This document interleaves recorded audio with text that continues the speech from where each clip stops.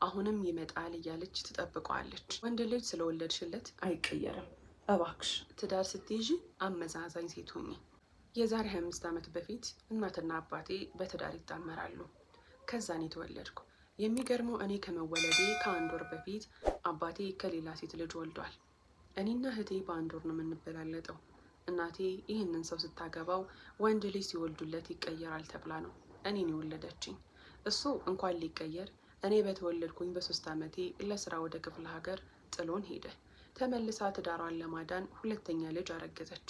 ሁልጊዜ የማስታውሰውን መዝሙር ከፍታ ታለቅስ ነበር።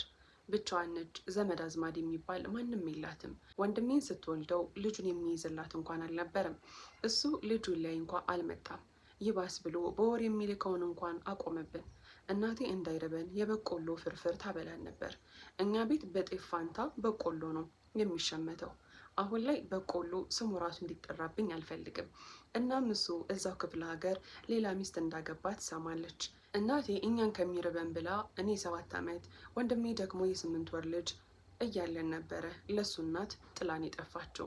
እኛም ሌላ ወንድ ወዳ እኛን ጥላ እንደሄደች እየተነገረን አደግን። እኔ ግን ከ13 ዓመት በኋላ ፈልጌ ያገኘኋት። እኔ አግብቼ ልጅ ስወልድ እናም መቼም ካልቸገራት ልጇን ጥላ እንደማትሄድ ስለተረዳው ፈለኳት።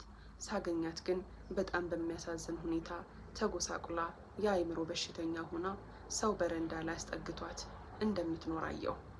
አሁን ላይ እሷን የመደገፍ ትንሽ አቅም አለኝ።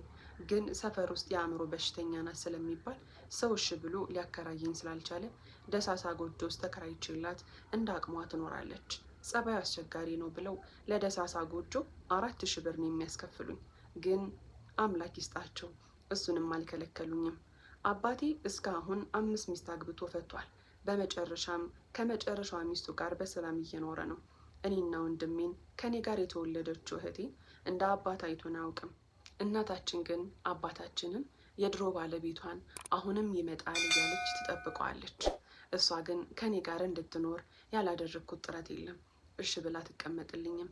የሰው ጥገኛ ሆኖ መኖር አትፈልግም። ሐኪም ቤትም ለመውሰድ እየሞከርኩ ነው። ነገር ግን ወዴት እንደሚሄድ አላውቅም። እህቴ ወንድ ልጅ ስለወለድሽለት አይቀየርም። እባክሽን ትዳርን ስትይዢ አመዛዛኝ ሴት ሁኚ። ሴት ልጅ ተሰባሪ ናትና።